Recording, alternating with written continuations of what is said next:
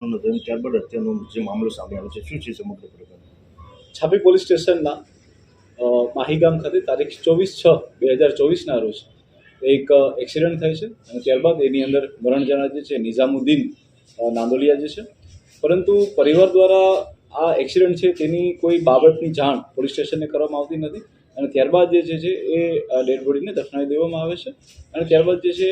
એ પરિવાર દ્વારા જ આ કેસને ક્લોઝ કરી દેવામાં આવે છે. પરંતુ આ બાબતની જાણ જે છે એ ધીરે ધીરે પોલીસને જાણ થતાં અને ગ્રામજનોએ બી આવી અને રજૂઆત કરતા તારીખ 20/7/2024ના રોજ છાપી પોલીસ સ્ટેશન દ્વારા એડી આની અંદર દાખલ કરવામાં આવે છે અને ત્યારબાદ એક્ઝિક્યુટિવ મેજિસ્ટ્રેટની હાજરીમાં જે જગ્યાએ દફનવિધિ થઈ હોય છે ત્યાં એ ડેડ બોડીને કાઢવામાં આવે છે અને ત્યારબાદ બોડીનું એક FSL PM કરાવવામાં આવે છે અને FSL PMમાં જે પુરાવા મળી આવે છે તેના આધારે પોલીસ દ્વારા જે છે આની અંદર મર્ડર દાખલ કરવામાં આવે છે. ત્યારબાદ SOGની ટીમની અંદર બી 2-3 અલગ અલગ ટીમો પાડી અને કન્ટિન્યુઅસ આની અંદર હ્યુમન સોર્સિસથી અને ત્યારબાદ ટેકનિકલ સોર્સિસ સાયબર દ્વારા બી ઊંડાણપૂર્વકની તપાસ કરવામાં આવે છે,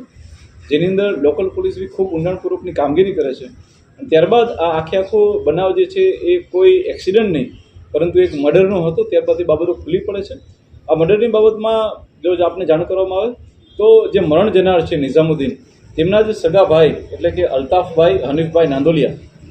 અને તેમના 2 ભાગિયા એટલે કે સલમાન બલોચ અને રહીમ બલોચ દ્વારા આ હત્યા કરવામાં આવી હતી. હત્યાનું જે કારણ અને જે મોટિવ છે એ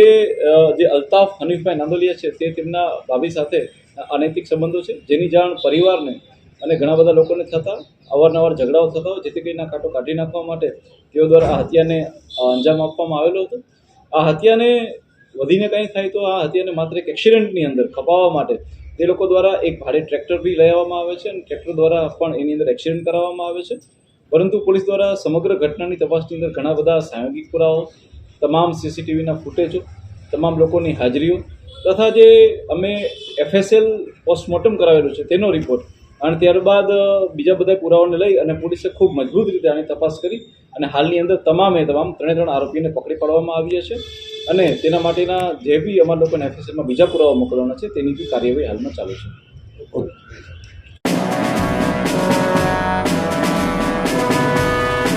જો તમે આ વિડીયો ફેસબુક પર જોઈ રહ્યા છો